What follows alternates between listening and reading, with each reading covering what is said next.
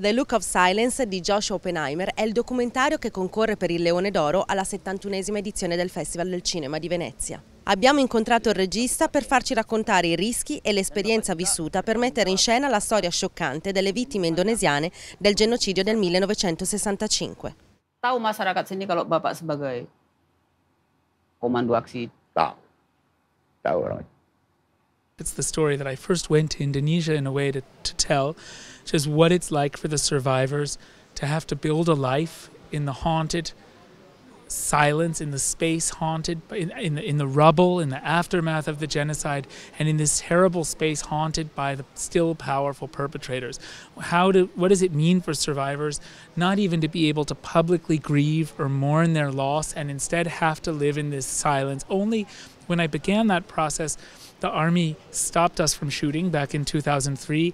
The survivors then suggested I film the perpetrators and then suggested I continue. With the perpetrators, I found the way of exposing, in a way, a national lie, the way a whole country has been built on the basis of terror and lies and what that means for Indonesia, but also for all of us as human beings. But then I was determined always to go back and show what is it like for survivors to have to live in the aftermath of atrocity when there's complete impunity. Bukan kita juga. Kan Bapak yang bertanggung jawab karena Bapak sebagai ketua komando aksi pada waktu itu. Komando aksi ini banyak.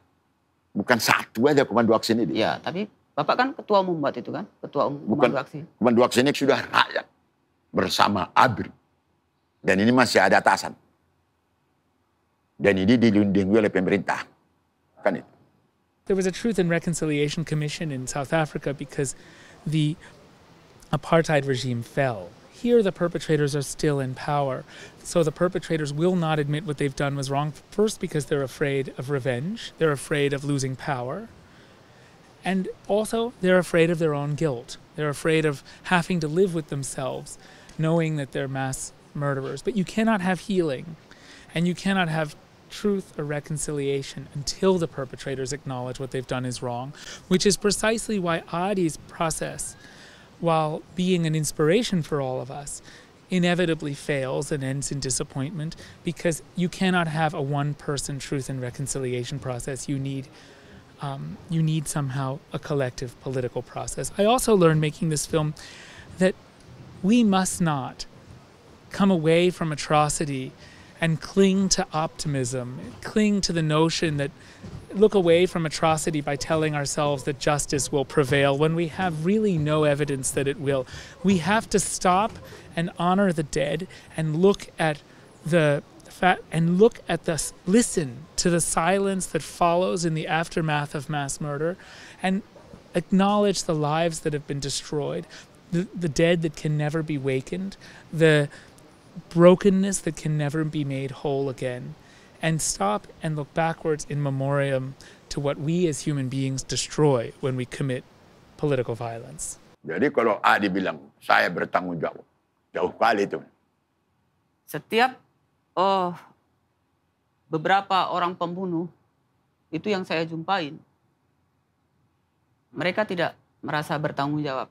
Making this film was in fact much more frightening than making The Act of Killing. Actually, The Act of Killing was emotionally frightening. It was incredibly painful. It was very hard. It led to nightmares and insomnia and was difficult.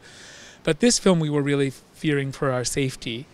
We would shoot these scenes, these confrontation scenes with the powerful perpetrators with only my Danish crew, no Indonesian crew, with mobile phones that had all the data erased from it in our pockets so that no one would be able to find our friends or track down our Indonesian crew. Adi would go with no ID. We would go with 2 cars so that it'd be easier to make a getaway and not be followed. If we had to run away with our bags packed, we were afraid making this film. If we want to have ethical relationships with Indonesia going forward, we have to acknowledge our role in these crimes. We have to fully declassify the details of how we helped commit these crimes.